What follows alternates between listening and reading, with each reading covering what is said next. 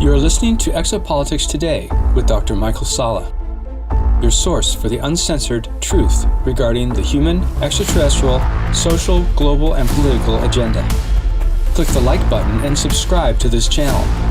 Visit exopolitics.org and sign up to receive our email notifications, news, and information. Be informed and be aware with Exopolitics Today. And now, here's Dr. Michael Salla. Secret meetings near Jupiter decide the future of our solar system? 3 months before the collapse of Nazi Germany during World War II, the three great Allied powers, the USA, the Soviet Union, and Great Britain, met at Yalta on the Crimean Peninsula to discuss the post-war order of Europe that would be based on the principle of national self-determination. According to a former professional archaeologist and contactee, Elena Danaan, a similar set of meetings have just concluded near the planet Jupiter to discuss the new order in our solar system that will emerge with the impending military collapse of the Dark Fleet and its draconian, Orion, deep state, and corporate allies. She says the Galactic Federation of Worlds met recently with the representatives of the Earth Alliance and an alliance of secret space programs in a set of 12 meetings to discuss the new order in our solar system. It's worth pointing out that the existence of a galactic federation was recently acknowledged by the founder of Israel's space program, Professor/General Haim Eshed, and he further added that it was working directly with the US presidential administration of Donald Trump. Furthermore, I've discussed the escalating military conflict between the Galactic Federation of Worlds with rival space coalitions, the Dark Fleet, Draconian Empire, and Orion Alliance in a prior article distinguishing between different galactic associations and their historical interactions. Elena contacted me on July 17 with the dramatic news of the meetings that had been completed near Jupiter and the different nations that were involved through their respective space programs. She said the final meeting had concluded only a day earlier, with an agreement being reached that would establish a multinational space alliance between the major Earth nations under US leadership. This is what Elena wrote in her first email. Quote, "Agreements have been passed on Jupiter yesterday between the different progressive galactic coalitions and Terran military forces to share the use and the protection of this star system regarding to economic and military domains in preparation for the future. Territories of action have been set. Terran humans are officially taking ownership of their system. The US was the lead representative in these series of meetings. They were chosen by the Galactic Federation of Worlds because of their abilities, resources, and goals, best able to guarantee a sustainable and glorious future for off-world humankind. Long years of secret collaboration with the nations of Terra have come to completion. But we still need to bring closure to this war for the liberation of this system. Until then, we will need to work hard, and when this day comes, we will all be ready to step into a new era of fraternity and cooperation together." End quote. What corroborates Elena's remarkable claims here are the recent signings of the Artemis Accords among countries with functioning space programs. These are bilateral accords negotiated between spacefaring nations and the United States that were first signed on October 13, 2020 between the US and 7 nations: Australia, Canada, Italy, Japan, Luxembourg, United Arab Emirates, and the United Kingdom. Since the launch of the Artemis Accords, Brazil, South Korea, New Zealand, and Ukraine have all subsequently signed the accords. Another major spacefaring nation, India, is also considering joining the Artemis Accords. It's worth emphasizing that the Accords result from several years of negotiations between the US and other nations that began in earnest during the Trump administration and continue under the current Biden administration. What the Artemis Accords have created is the founding principles of a multinational space alliance that will be established under US leadership.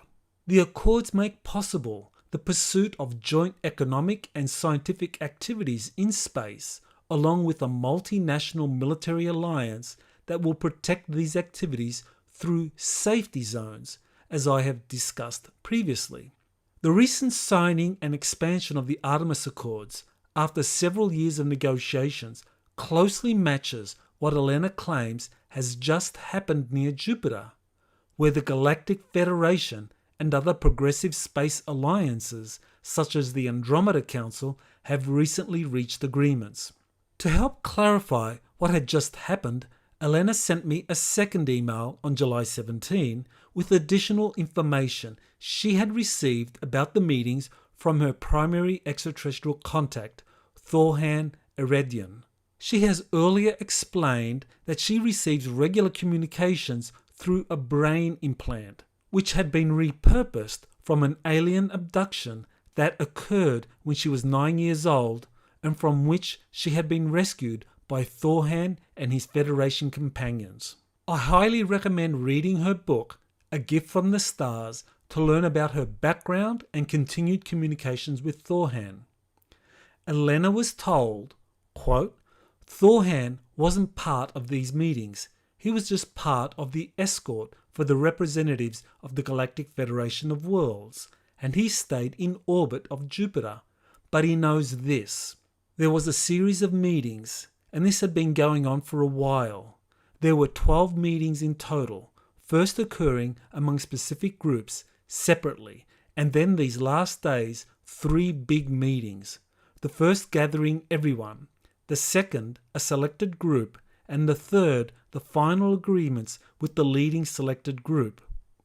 Each group was made of Space Force military officials and progressive corporations' CEOs. So a delegation of the Galactic Federation of Worlds has been auditing separately different Earth representatives, military officials responsible for space forces, as well as heads of certain progressive corporations to determine safety zones and who would serve best the interests of the many. End quote.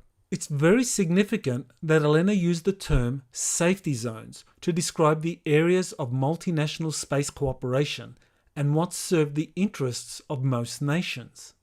This is identical to the language used in the Artemis Accords, something she was not familiar with prior to our communications.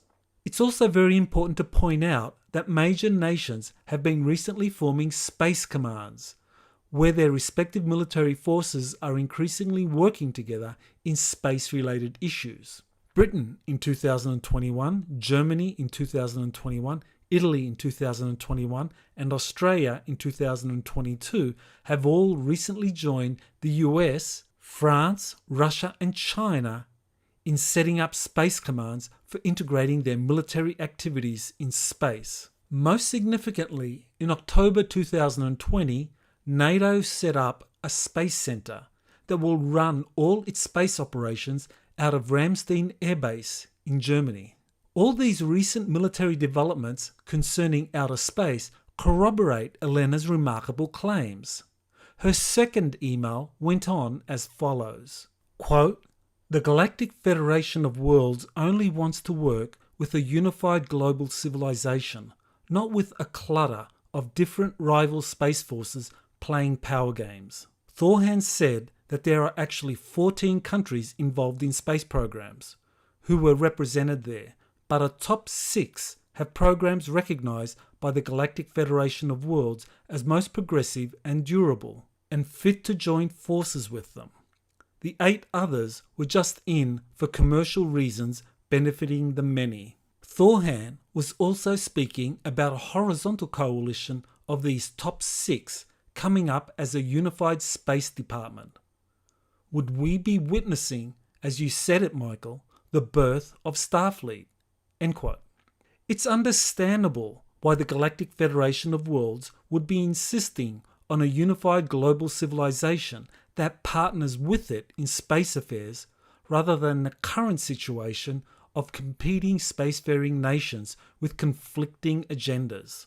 The formation of an alliance of spacefaring nations working within a unified command structure makes much sense. Based on current membership of the Artemis Accords, it can be guessed that the 6 countries identified as the most progressive and durable would be the United States, France, Britain, Germany, Japan, and either Italy or Australia, all of which have space commands either functioning or in process of being launched. In my book, Space Force, Our Star Trek Future, published in 2021, I explain how the multinational space alliance being currently created under US leadership is the antecedent of a future Starfleet, not unlike that envisaged by Gene Roddenberry.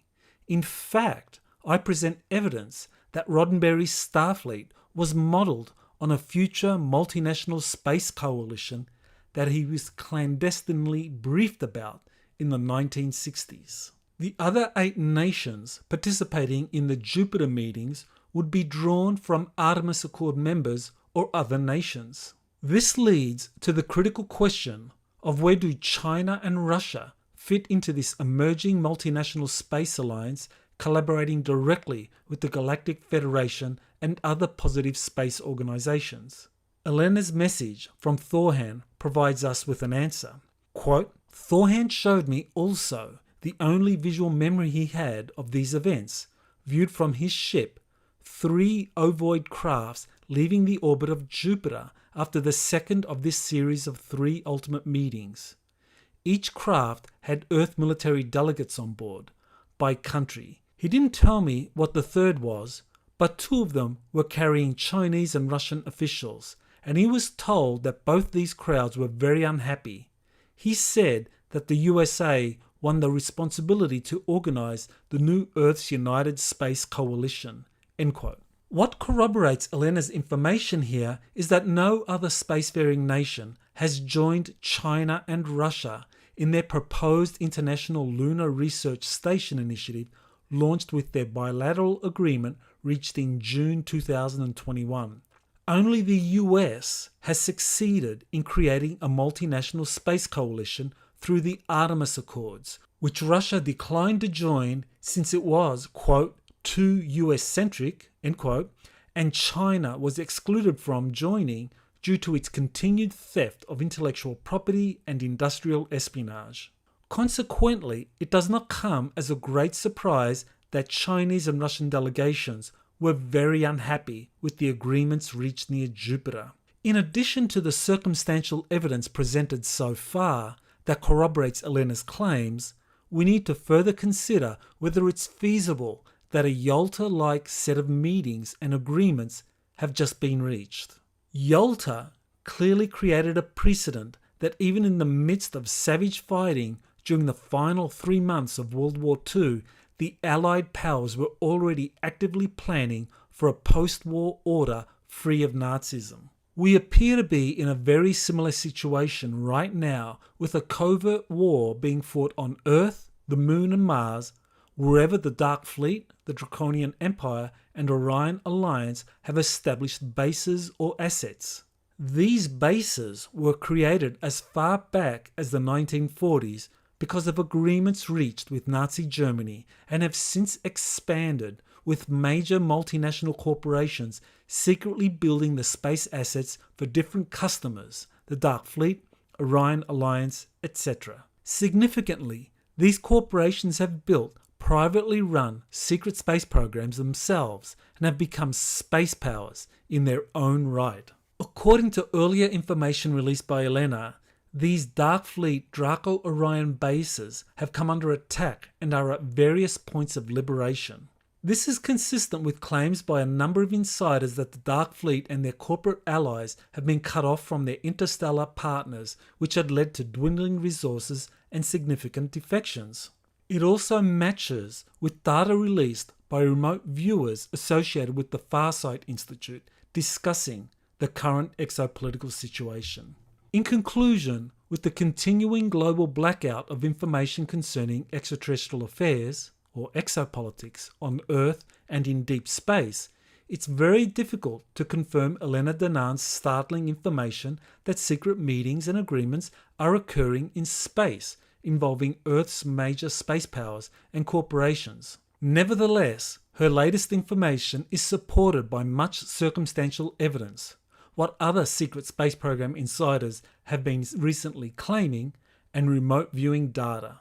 While this doesn't confirm her remarkable claims, it does make them worth investigating further for those wanting to know what is currently happening in deep space right now. This has been Dr. Michael Sala with Exopolitics Today. On Sunday, August 1st, I'll be holding a webinar on the coming alien false flag PSYOP.